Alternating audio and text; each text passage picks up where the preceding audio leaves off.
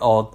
But yeah, they were doing this whole arguing backstage, and as soon as they started talking about the 2-0 up thing, I was like, okay, so that's just reminded me when I really didn't need to be reminded, and I wasn't keeping score by any means by this point. But of course, I knew the score, and so I thought, well, I can only see where the next few matches are going then. And we get to our next match, Matt, and it's the United States champion against the Intercontinental champion, The Miz from Raw, against Baron Corbin. And they've been doing this feud, Matt, over like this kind of social media, and I guess some sort of like Mark fans have been like, yeah man, they're doing this.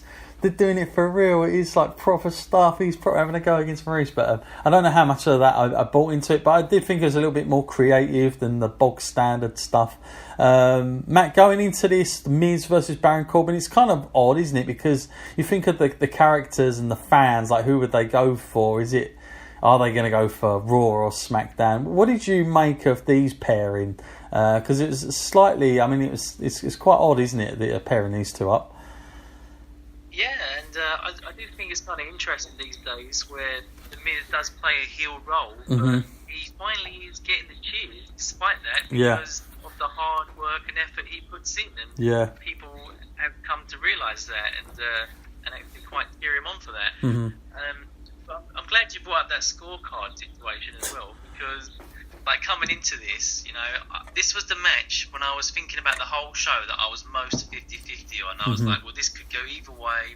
And it did kind of spoil it, because you think going in Raw 2 up, you're thinking, oh, great, Baron Corbin's won. It kind of spoiled it, the position that they put that on the card. If that was on second match, then I would have felt better about it, because then it could have gone really either way for me. But knowing that almost Team Blue had to actually, like, pull a win back, it kind of took the excitement out of the match for me at that point because of that. But it was a match as well that I thought The Miz should win, just because Baron Corbin's booking lately has been so kind of 50-50 anyway. He's been losing to Sin Cara on SmackDown. It says it all. But I when going into this, I thought, well, hopefully it'll be a good match. But I knew who was going to win because of that damn scorecard. I was like, well, Stephanie's even made a point of saying it, so I know where this is going. It was just unfortunate, I think, where this was positioned on the card. Like you say, if it was 1 or 2, it might have come across a lot better. Or if they hadn't showed the score, made such a big song and dance about it with the announcers, I think that would have helped things as well. But not a lengthy match. I mean, 9 minutes 30 seconds. It wasn't long. But Maurice being out there, they were trying to play on that. You had Baron trying to sort of blow her kisses and stuff like that, and this is what a real man is on this cobblers. It was okay. Again, I'll give this a yay, because I think these two guys, they couldn't really. Probably they weren't given a great amount of time, and I think it's tough to get this over the line. But I enjoyed the build up to it, and like you say, The Miz, I got to say, this year he's been exceptional. He's been really good, and I've got to be honest, I'm not a Miz fan by any means necessary, but I've enjoyed his work. I think he comes across as a guy who carries himself well, and he's really persevered at getting back here. And alright, he might not be a main event guy, but he's a damn sure good mid-carder here, and you got to give that to him, because a lot of guys would have just probably been released at some point, going through what Miz has gone through. So not bad. Yay for me on this one. And again, Baron Corbin getting the win with the end of days, as they call it. Matt, for you, a good for you, or a no for you?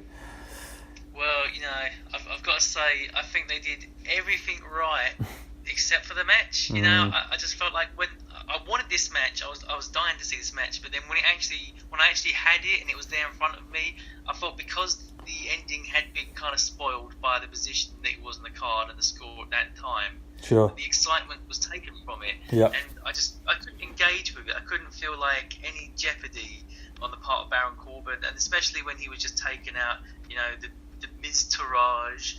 I just knew it was going to be his night. So I've got to say, it's kind of a thumb down for me on that one. Okay, that's the first one of the night. I sensed you going that way. Yeah, that's fair enough. I wish I could have wish I could have, but I just didn't engage with it.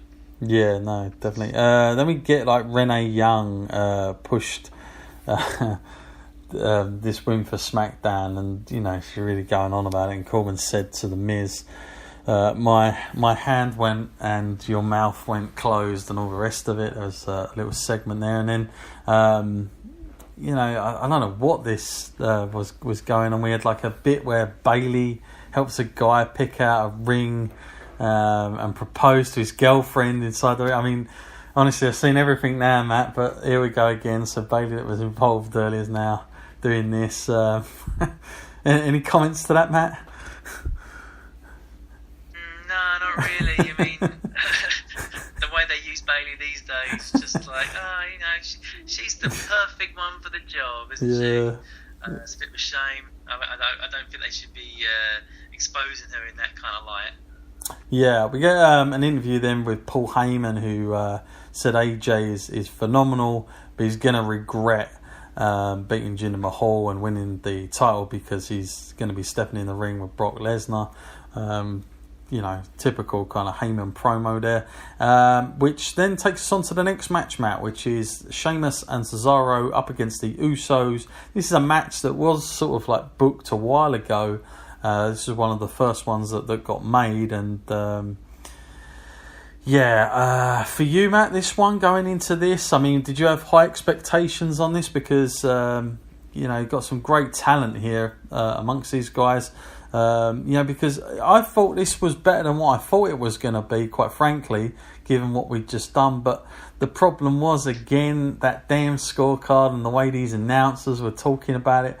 I just thought, there's only one way this is going as well now, because before it, I was thinking probably Sheamus and Cesaro, but when they kept saying and the way the announcers were doing it, I thought it was so obvious. The way they were doing that. But Matt, for you, this match, how was it? Was it a good match for you? Yeah, I was definitely excited for this one. I mean, 4 very hard-working guys, and I like the way that Michael Cole pinpointed the fact that Sheamus may go down in history as one of the most underrated superstars. Achieved nearly every accomplishment that there is, and just gets "you look stupid" chance. It's not really fair to the guy. Got a point. I think any match that Sheamus and Cesaro are in, has the potential to be pretty incredible. And I wasn't disappointed by this match. I did really enjoy it, and I felt like it came at just the right time on the card as well, because it was breaking it up a little bit from where I was kind of slightly disappointed from the match before. My expectations were reignited for this one. Yeah. I mean, like I said, I was quite surprised. By this point, I was watching the show and I was like, not sure what to make of this. Got a little bit of a slow start, but I felt by the end of it, they'd done a great job. It's like a sort of Japanese style start, I guess, between these two. It was slow, but the Houston crowd, they weren't quite into it to begin with, but I did think they sort of come alive with the false finishes. This match just going under 16 minutes. And I give this one a yay, to be fair. I've got to say, I know I'm probably sound too upbeat about this, but I'm sort of moaning about it. But the thing I'm moaning about is the fact that the way it was presented to me, I would have just been so happy if these matches didn't have this whole. I keep reiterating it. I know it's probably getting boring to everyone at home, but this Raw versus SmackDown and this score and how I'm supposed to believe everyone really does care about brand supremacy, and if not, they're going to go away really downbeat. I'm sure, like going to go into a depressive mode or something. Really, I don't think so. But the finish to the match, Matt. The right winners for you, the Usos, or would you have, any other night would Cesaro and Sheamus have won? Yeah, I mean, on any given night they could have, but I think the way that they book it these days, if you're looking for the most cohesive and teamwork ethic tag team, then it is the Usos. So that was the right decision in my eyes, because being twins and being brothers and all that stuff, and having that kind of wrestling bond in their family, it felt like the right decision. Although, like I said, Sheamus is an incredibly underrated wrestler, and Cesaro, he's never really been given his fair shot. So individually, 2 incredible guys, but for the the teamwork ethic, definitely the Usos for the win. Yeah. What do you make of the? I remember we spoke about the Usos on the podcast, really in general. But are you down with the whole where they're at now? Because again, they've sort of branded themselves. They're the heel team. Music's changed. Are you enjoying that match, do you think? Because I definitely felt that had to come because they were getting a little bit stale, and I felt like the association with Roman probably didn't help them out too much. But are you enjoying this this sort of new look from them, and have they got sort of longevity still with the WWE? Yeah, I think it's a nice breath of fresh air for them. Mm-hmm. And I also kind of feel like their mic work has increased because of it. They can sort of be more playful and be themselves a lot more, Mm-hmm. And also come off quite aggressive in that way. And I think that's a pretty good feat to having. And also I like this match as well because it was kind of a throwback to the previous year, wasn't it? It came down to them two teams in the end. And to be honest, that's a good last point. year that was one of my kind of like my preferred kind of matches. Yeah. So I'm not too sure it worked as well this time around, but I'm glad they at least tried. Yep. Is that get a yay for you there, Matt, or a no? Yeah, definite thumbs up. They did nothing wrong. There could be no reason for me to say otherwise, really. So Fair enough. thumbs up. Fair enough. Yeah. Good point that you mentioned that. I completely missed. I know they were talking about it, but I forgot to write that down about that they were the survivors of the year before. Okay, so at this point again, they really are pushing that. It's this big tie 2-2. Wow, where are we going from here? Now we get a Jason Jordan interview, Matt, and he was booed badly here, and he's putting across that he feels terrible that he may never get the chance to compete with his dad. And he's 100% healed and 100% behind his teammates, but he hopes Triple H gets eliminated by and that Raw wins. Jason Jordan, Matt, this whole with him, we spoke about him last time. Is this going the way you think what we spoke about last time, and just setting up something here further down the line? I really hope so, because if not, man, his career's gonna hit a brick wall quite abruptly. I hope it isn't so, because I had really high expectations for this guy when the American Alpha. I like that team. Yep. And I like both those guys individually. So I'm hoping that he's actually going to go somewhere. Sure. And it was a bit of a tease for a heel turn, but it didn't really happen. And I think a heel turn, to be fair, would be quite soon at this point. I think he needs to drag it out a little bit longer, as painful as that might be for anyone to see.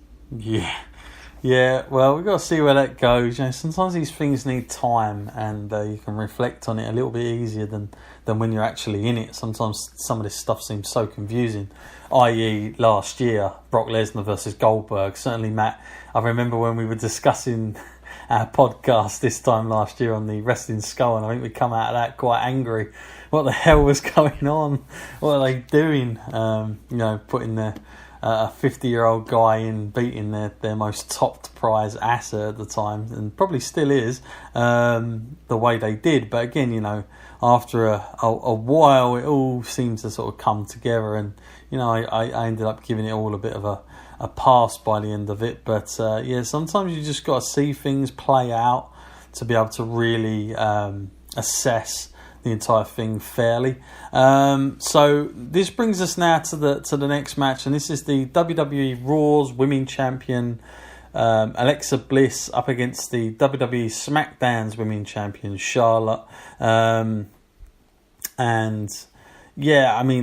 I think in a way they tried to sort of book this as the irresistible force meets the immovable object type thing here, Matt, between these two. I felt like it again, I think on another night, Matt, this match could have been sort of gold. And, I think this shows how the women's division has sort of dropped off from where it was at, Matt, because this is a sort of match that, going a couple of years ago when the women's division was really set on fire. And let's face it, we had some main events from some of these women last year, but the Hell in a Cell and all the rest of it. Where we're at now, Matt, this match is placed, sort of almost in the centre of the whole thing, And, you know, you feel like this is the type of match with two women's champions coming together that